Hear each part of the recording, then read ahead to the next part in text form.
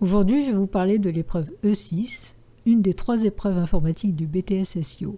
Cette épreuve a pour but d'évaluer votre profil de technicien en cybersécurité. Elle est spécifique suivant votre option SLAM ou SISR. Contrairement aux 2 autres épreuves, c'est une épreuve écrite qui dure 4 heures. Elle a pour but d'évaluer le bloc 3, cybersécurité des services informatiques. En réalité, elle s'appuie aussi sur les compétences du bloc 2 en rajoutant donc la couche cybersécurité. Le sujet que vous allez avoir est un sujet d'environ 18 pages qui contient la description du contexte dans lequel vous allez devoir travailler, plusieurs dossiers contenant des missions à réaliser et des dossiers documentaires qui sont en fait des annexes. Les différents dossiers, vous allez pouvoir les traiter dans l'ordre que vous voulez. Au niveau du bloc 3, vous avez des compétences communes. Donc le B3.1, protéger les données à caractère personnel. B3.2, préserver l'identité numérique de l'organisation. Sécuriser les équipements et les usages des utilisateurs. Garantir la disponibilité, l'intégrité et la confidentialité des services informatiques et des données de l'organisation face à des cyberattaques. Et ensuite, vous avez une compétence qui est spécifique SLAM et une spécifique SISR. Pour les SLAM, assurer la cybersécurité d'une solution applicative et de son développement. Pour les SISR, assurer la cybersécurité d'une infrastructure réseau, d'un système, d'un service. Pour vous donner rapidement un tout petit exemple en SLAM, on peut très bien vous donner une requête SQL, vous demander en quoi cette requête n'est pas sécurisée et vous demander de la réécrire de façon à ce qu'elle soit sécurisée. Donc clairement, par exemple, pour éviter des injections SQL. Donc vous voyez que alors, vous pouvez avoir des questions qui sont vraiment uniquement spécifiques B3, mais très souvent, vous avez des questions qui prennent appui sur des compétences du bloc 2 et qui rajoutent l'aspect cybersécurité. Alors, quelques conseils pour aborder cette épreuve. Alors, la première chose, vous commencez par lire le contexte, parce qu'il va vous permettre de savoir un petit peu dans quel cadre vous allez devoir réaliser les différentes missions. Puis ensuite, lisez les dossiers documentaires communs, puisque dans le sujet, vous allez avoir des dossiers documentaires qui sont en fait des annexes, et certains peuvent être communs à l'ensemble des dossiers. Donc il faut tout de suite commencer à les lire avant même de commencer à traiter chaque dossier. Puis vous allez pouvoir traiter chaque dossier en lisant aussi les dossiers documentaires qui sont spécifiques au dossier. Alors beaucoup d'éléments de réponse sont dans les dossiers, donc lisez-les bien en détail. Dites-vous que vous allez avoir énormément d'informations qui vont vous aider à répondre aux différentes questions.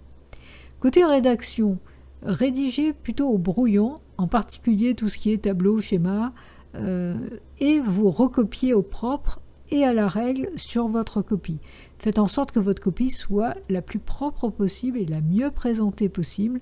Ça facilite la correction et inconsciemment, ça va influencer positivement le jury dans sa correction. Soyez précis dans vos réponses, justifiez vos choix, mais attention, sans écrire un roman. Ne faites pas des pages et des pages d'explications, allez directement au but, soyez clair et précis.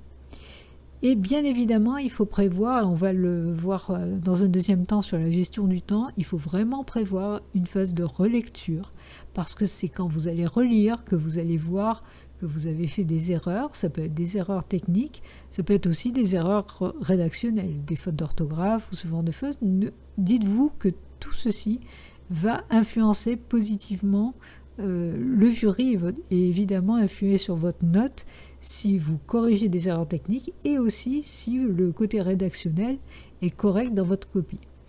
Restez jusqu'au bout de l'épreuve. Utilisez bien les 4 heures, ne partez pas en courant dès que vous pensez que vous avez fini. Dites-vous qu'à chaque relecture, même si vous avez déjà relu, à chaque fois vous risquez de trouver de nouvelles erreurs et d'améliorer votre copie. Alors maintenant, je vais essayer de vous donner des astuces sur la gestion du temps.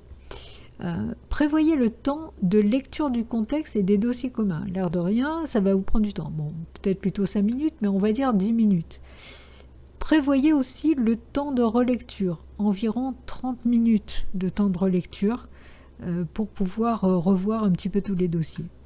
Du coup, regardez les points prévus pour chaque dossier pour estimer le temps consacré par dossier, parce que dès le début, dès la première page, vous allez avoir le résumé des dossiers, vous allez avoir les différents dossiers. Alors j'ai pris un exemple, imaginons que vous ayez 4 dossiers, le total des points est sur 100. Hein. Donc là, j'ai pris un exemple où vous avez 36 points pour le premier dossier, 26 pour le second, 30 pour le troisième et 8 pour le quatrième. Dans ce cas-là, estimé pour que le calcul soit plus facile, hein, j'ai pris 3h20 pour faire le sujet.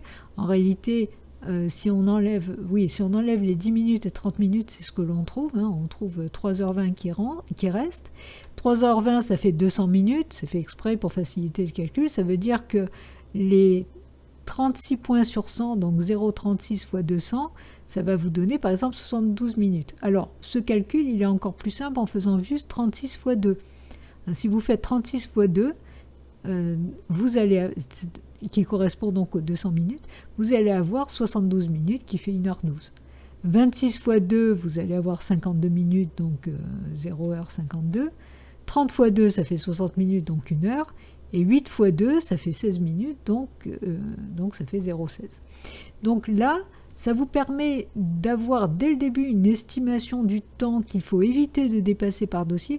Alors, en réalité, ça ne veut pas dire qu'un dossier qui fait 36 points met forcément plus de temps à faire qu'un dossier qui fait 26 points. Et ça reste une estimation qui n'est pas forcément très loin de la réalité. Du coup, ça vous permet tout de suite de vous fixer des bornes. Et quand vous voyez que vous avez fait que la moitié du dossier, par exemple du premier dossier, et que vous en êtes à 1 heure, laissez tomber, passez aux autres, essayez de gagner du temps sur les autres pour revenir, parce que vous risquez du coup de vous retrouver piégé par le temps et de ne pas finir d'autres dossiers ou de ne pas aborder certains dossiers qui auraient pu facilement vous rapporter beaucoup de points. Donc l'idée, c'est d'aller à la pêche du maximum de points. En ce qui concerne le choix des dossiers, alors 4 heures, en réalité, le travail est intense. Vous avez beaucoup de pages à lire, vous avez beaucoup de choses à faire. C'est une épreuve qui est quand même assez lourde à gérer. Donc, vous avez 2 approches possibles. Soit par ordre de préférence, c'est-à-dire que commencez peut-être directement par le dossier qui vous parle le plus, et ça risque de vous, au niveau du moral, d'être positif parce que vous allez peut-être le finir plus rapidement que le temps prévu, et vous allez avoir l'impression d'avoir réussi quelque chose, ça sera mieux pour aborder le reste. Ou bien vous avez une autre approche, c'est par ordre de difficulté. C'est-à-dire commencer par les dossiers les plus complexes et finir par les plus simples. Pourquoi ? Parce que en réalité, vous n'allez pas être au top de votre forme pendant les 4 heures. À la fin, vous êtes plus fatigué et vous êtes plus à même à faire des erreurs.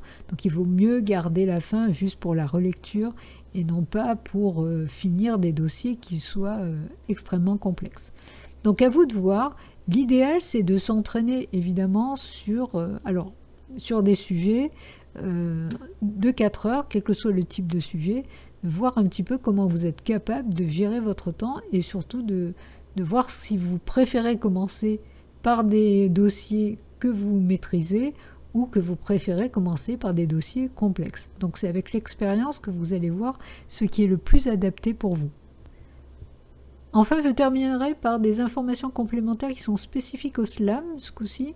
C'est parce que dans vos sujets, vous allez avoir, si vous avez de la conception de données à faire, vous aurez le choix entre MCD ou diagramme de classe. Si vous avez de la programmation, normalement vous avez le choix du langage où vous pouvez écrire en pseudocode.